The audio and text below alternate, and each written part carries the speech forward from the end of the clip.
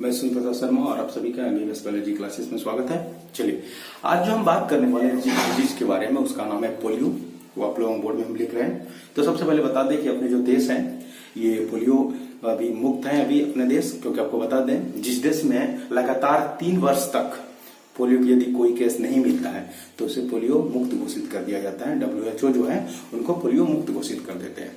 इसीलिए आपको बता दें कि अपने देश में जो लास्ट बार जो ये पोलियो का केस मिला था अपने देश में वो 2011 में। ठीक है, चलिए उनके बाद जो है यहाँ पर पोलियो का केस नहीं मिला हुआ है। चलिए अब बात कर रहे हैं यहाँ पर डायरेक्ट हम आपको सबसे पहले पोलियो पे चलते हैं आप लोगों को।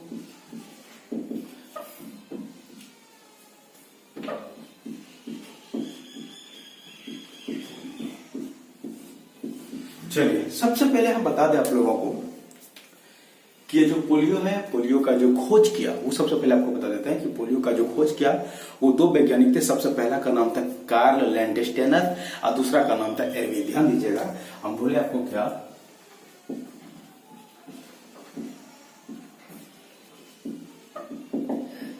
कार्ल लैंडस्टेनर और एक साइंटिस्ट जिसका नाम था एरविन।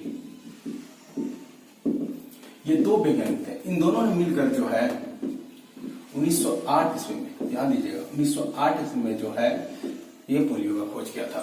इन दोनों ने मिलकर सबसे पहले जो 1908 में पोलियो का खोज किया था। और आपको हम बता दें कि इनके जो वैक्सीन है,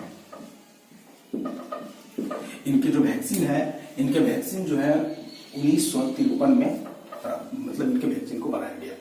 वो जो वैक्सीन बना वो जोनास सैल्क एक साइंटिस्ट है, इन्होंने जो है इनका वैक्सीन 1953 में बनाया। आपको बता दें कि पोलियो का जो खोज है उनका खोज जो है कार्ल लैंडस्टेनर ने और एरविन, 2 साइंटिस्ट है, कार्ल लैंडस्टेनर और एरविन 2 वैज्ञानिक ने 1908 में किया था।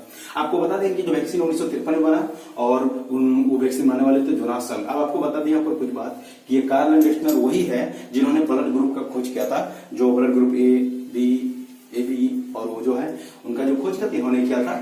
तो हम आपको बता दें बोले कि पोलियो जो है, पोलियो का जो खोज किया वो कार्ल लैंडस्टेनर और एरविन ने 1908 में किया था और उनके बाद जो इनके जो वैक्सीन तैयार वो 1953 में जोनास सैल्क ने किया था। ठीक है, चलिए अब जो हम बात करेंगे अब इनके पोलियो के बारे में होता क्या है, कैसे बीमारी हम लोगों में होते हैं, किसके द्वारा होता है, फिर इनके सिम्टम्स कैसे होते हैं, इनके भी ट्रांसमिशन जो होता है वो कैसे होता है, फिर इनका प्रिवेंशन क्या हुआ आपको बताएंगे। ठीक है, चलिए तो सबसे पहले आप लोगों को हम बता दें कि जो पोलियो होते हैं, ध्यान दीजिएगा, ये पोलियो वायरस के द्वारा होती है। सबसे पहले आपको बता दें कि पोलियो जो है वो किसके द्वारा होता है, वायरस के द्वारा होता है। आपको हम बताएंगे कि इसका नाम भी पोलियो क्यों रखा गया वो भी हम आपको बता रहे हैं। तो हम बोले आपको कि जो पोलियो है ये पोलियो वायरस के द्वारा होता है। पहले समझ लीजिए, ये पोलियो जो है ये वायरस के द्वारा आता है। अब वायरस को हिंदी में कहते हैं विषाणु। ध्यान दीजिए, वायरस को हिंदी में विषाणु कहते हैं। ये जो वायरस है उस वायरस का जो नाम था, उसी वायरस का नाम था पोलियोमाइलिटिस। ध्यान दीजिएगा, उसी का नाम था पोलियोमाइलिटिस। आपको हम बता दें कि ये जो पोलियो है, पोलियो जिस वायरस के द्वारा होता है उसी वायरस का नाम है पोलियोमाइलिटिस। अब देखिए, वायरस का नाम पोलियोमाइलिटिस था, इसीलिए उसके बीमारी का नाम पोलियो रखा गया, क्योंकि इनके जो बीमारी जो होता है वो पोलियोमाइलिटिस नामक वायरस के द्वारा होता है, इसीलिए बीमारी का नाम रखा गया पोलियो। ठीक है, चलिए ध्यान दीजिए। तो हम बोले आपको कि जो पोलियो होता है किसके द्वारा, वायरस के द्वारा, और उसी वायरस का नाम क्या है तो पोलियोमाइलिटिस। आपको पूछा जाएगा कि पोलियो किसके द्वारा, क्या बोले, वायरस के द्वारा, और उसी वायरस का नाम क्या है, पोलियोमाइलिटिस। ठीक है, चलिए आप लोगों को बता दें।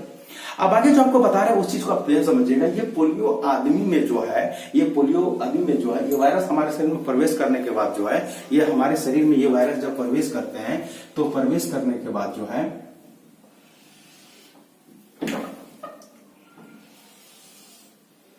आपको हम बता दें, आपको थोड़ा सा जो है आपको हम समझाने का कोशिश कर रहे हैं और कुछ नहीं। आपके जो रीढ़ की जो हड्डियां हैं, आपके जो बीच के जो रीढ़ की हड्डी है, आपके पीठ के जो रीढ़ की हड्डी है, उन पे हम बात कर रहे हैं। ध्यान दीजिएगा, ये जो रीढ़ की हड्डी है ना, यहां पर आपको बता दें कि ब्लड की जो वेसल्स होते हैं, आप रक्त वाहिनी बोल सकते हैं। इनमें जो ब्लड वेसल्स जो रहते हुए इनमें जिनमें रक्त जो प्रवाह होते हैं, है ना, जो रक्त प्रवाह होते हैं, उसमें नली पाई जाती है और वो जो नली होते हैं उसी को स्पाइनल कॉर्ड कहते हैं। ध्यान दीजिएगा, ये रीढ़ की हड्डी के साथ जुड़ा हुआ रहता है, उसी को स्पाइनल कॉर्ड, ठीक है, उसी को स्पाइनल कॉर्ड कहते हैं। और स्पाइनल कॉर्ड जो है, ये स्पाइनल कॉर्ड जो हमारी जो मांसपेशी है उसको नियंत्रित करने वाले तंत्रिका तंत्र को नियंत्रित करते हैं। हमारी जो मांसपेशी को जो नियंत्रण करती है वो इसी स्पाइनल कॉर्ड के थ्रू जो है वो नियंत्रित होती है। ठीक है, चलिए अब आपको बताएं कि ये वायरस जो है हमारे भोजन के द्वारा, ये हमारे गंदे भोजन के द्वारा, गंदे जल के द्वारा ये हमारे शरीर में प्रवेश करता है। ठीक है, और ये हमारे शरीर में प्रवेश करने के बाद जो है, यह शरीर में प्रवेश करने के बाद जो है यह हमारे भोजन आमाशय में जाके फिर ये हमारे ब्लड से मिलते हैं और फिर ब्लड के द्वारा जो है यहाँ पर स्पाइनल कॉर्ड में पहुंचते हैं। और यहाँ पर पहुंचने के बाद जो है हमारे जो मांसपेशी को नियंत्रित करने वाले जो तंत्रिका तंत्र है उसको नष्ट कर देता है। हमारे जो मांसपेशी को जो कंट्रोल में करता है, जो तंत्रिका तंत्र है उसको कंट्रोल में करता है, उनको क्या करता है, नष्ट कर देता है। और जब उनको नष्ट कर देता है तो हमारी जो मांसपेशी है वो सिकुड़ जाती है। पैर का, हाथ का, कमर का, ये सारा जो मांसपेशी है वो क्या सिकुड़ जाती है। और इनकी मांसपेशी सिकुड़ने की वजह से जो है ये सारे अंग, हाथ हो गया, पैर हो गया, कमर, ये निष्क्रिय हो जाता है। मतलब ये काम करने लायक नहीं रहता, ये चल नहीं सकते हैं, मतलब विकलांग हो जाएंगे, है ना। तो इसमें ये चीज होता है। आपको सबसे पहले बता दें कि वायरस जो है हमारे शरीर में जो है आता कैसे है, किनके द्वारा ही आता है। आपको बता दें, अगर कोई व्यक्ति पोलियो से ग्रसित है, ध्यान दीजिएगा, अगर कोई व्यक्ति पोलियो से ग्रसित है, उनके द्वारा त्यागा गया जो मूल मूत्र, उसके जो मूल नहीं, मल हो गया, मूत्र हो गया, ये सारी जो चीजें उनके द्वारा त्यागा जाएगा और वह किसी तरह जल में मिलने के कारण या तो फिर किसी वजह से कहीं भोजन में पड़ने की वजह से जो है वो वायरस मल में रहते, मूत्र में रहते हैं, उन्हीं के थ्रू जब मान लीजिए कहीं नदी में जो है ये मिल गया और कोई आदमी इनको पी लिया पानी नदी का, तो वायरस उनके शरीर में जाएगा और वो वायरस फिर जो है वो ब्लड के साथ स्पाइनल कॉर्ड में पहुंचकर जो है वो हमारी मांसपेशी को कंट्रोल में करने तंत्रिका तंत्र को वो नष्ट कर देता है और फिर वो पोलियो से ग्रसित हो जाएगा। पोलियो में होता कि हमारी जो मांसपेशी है वो सिकुड़ जाती है, जैसे पैर हो गया, हाथ हो गया, कमर हो गया, तो वो जो है सिकुड़ जाती है, तो वो सिकुड़ने के बाद वो निष्क्रिय हो जाती है, मतलब वो काम करने लायक नहीं रहता, वो काम नहीं कर सकता, हाथ नहीं उठेगा, पैर नहीं उठेगा, फिर कमर नहीं चल पाएंगे आप, ठीक है, तो निष्क्रिय हो जाता है। चलिए, तो आपको हम ये बता दिए आप लोगों को। चलिए अब जो हम बात करेंगे कि पोलियो का जो सिम्टम्स का उसके बारे में बात कर लेते हैं। ठीक है, चलिए इनका जो सिम्टम्स जो है वो हम उसके बारे में बात कर लेते हैं, इनके लक्षण के बारे में, फिर इनके रोकथाम में बात करेंगे। तो इसके जो सिम्टम्स हैं उनके बारे में सबसे पहले इनका जो लक्षण आपको बता दें।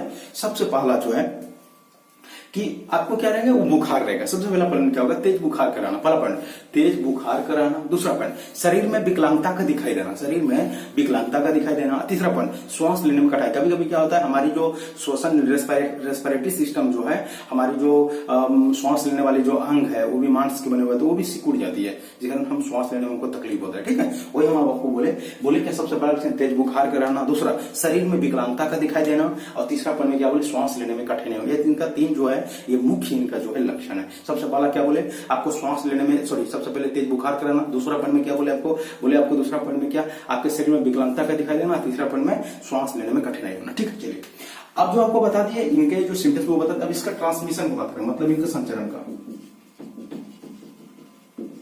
हम ट्रांसमिशन का बात करेंगे, संचरण की बात। सबसे पहला पॉइंट में क्या बोलेंगे संचरण में कि दूषित भोजन से, यानी कि दूषित भोजन खाने से, दूसरा दूषित जल पीने से। ठीक है, ये बीमारी अगर कोई बच्चा ग्रसित है, उनके हम हाथ पैर को अगर छूते हैं तो उनसे ये उनके कांटेक्ट में रहने से नहीं फैलेगा। हाँ, ये उनके जो मूत्र हो गया, मतलब यूरिन हो गया, उनके जो स्टूल हो गया, पैखाना हो गया, और किसी कारण बस वो हमारे शरीर में प्रवेश कर जाता है तो ये बीमारी हो सकता है आपको।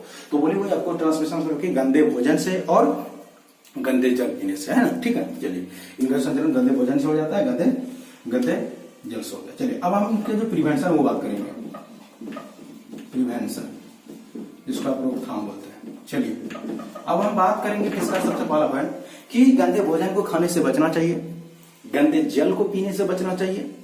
ठीक है, और अगला पॉइंट क्या बोलेंगे कि पोलियो के जो ड्रॉप्स आते हैं वो शिशु को जो प्रारंभिक अवस्था में, जो बचपन में जो है पोलियो के जो ड्रॉप्स वो लेना चाहिए, है ना। उसी को बोलते हैं OPV। ये जो है ऑरल पोलियो वैक्सीन है, इसको ऑरल पोलियो वैक्सीन जो है ये हम लोग बचपन में पिलाया जाता है और इनको सभी को लेनी चाहिए। ठीक है, इनसे जो है पोलियो नहीं होगा, आपको नहीं के मतलब होता ही नहीं है। तो आपको बता दी OPV, ये जो है ये वैक्सीन है, ये इसको बोलते हैं ऑरल, मतलब मुंह के द्वारा, ऑरल पोलियो वैक्सीन, ये मुंह के द्वारा लिया जाता है, ठीक है। इंजेक्ट भी आता है, आप इंजेक्शन इंजेक्ट कर सकते हैं वो, ठीक है। चलिए, तो बोले क्या सबसे पहले कि गंदे भोजन को नहीं खाना चाहिए, दूसरा क्या बोले गंदे पानी नहीं पीना चाहिए, दूसरा बच्चे को जो है गंदे स्थान पे खेलने से रोकना चाहिए, है ना, बच्चों को गंदे स्थान पे खेलने के लिए नहीं छोड़ना चाहिए। वही बोले आपको सबसे पहला कि गंदे जल को पीने से बचना चाहिए, गंदे भोजन को खाने से बचना चाहिए, बच्चों को गंदे स्थान पर खेलने से रोकना चाहिए। अगला क्या बोले कि बच्चे को जो है प्रारंभिक अवस्था में जो है उनको ओपीवी मतलब क्या पोलियो के जो ड्रॉप्स है उनको पिलानी चाहिए, ठीक है। और ये जो बच्चे हैं उनके जो इन बीमारी से जो ग्रसित बच्चे हैं उनको बहुत अच्छी तरह से साफ सुथरा रखना चाहिए कि वो लैट्रिन करते हैं, फिर क्या कहते हैं अगर वो मूत्र त्याग करते हैं तो उनको बहुत अच्छी तरह से उनका साफ सफाई करनी चाहिए ताकि वो इधर उधर ना हो, भोजन के थ्रू में नहीं मिले, भोजन में नहीं मिले जिनके थ्रू आपको ये भी फैले नहीं, ठीक है। चलिए, तो आपको हम बता दिए पोलियो क्या है, इनके संदर्भ के सारी चीज इनका बता दिया आप लोगों को, ठीक है। चलिए, तो ये आपका जो पोलियो खत्म हो गया।